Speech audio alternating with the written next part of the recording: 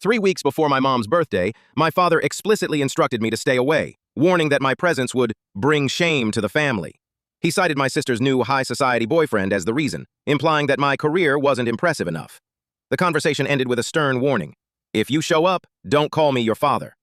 I obliged, skipping the celebration and promptly ceasing the $400 monthly payments I'd been making towards their utility bills.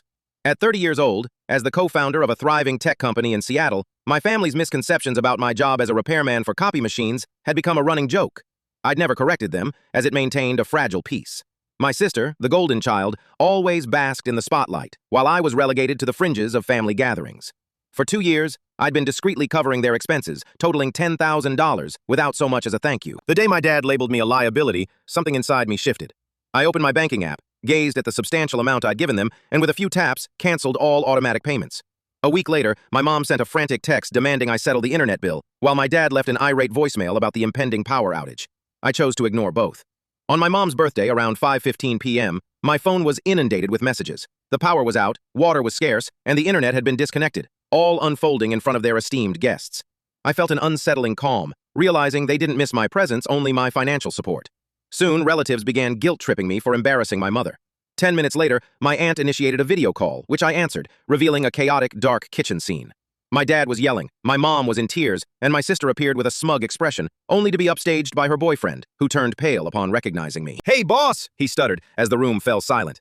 My sister's smirk dissipated, and the boyfriend announced to my stunned family that I was a founder of Pacific Terratech, where he worked. The silence was deafening. I responded flatly, "Hope your introduction went well," before hanging up.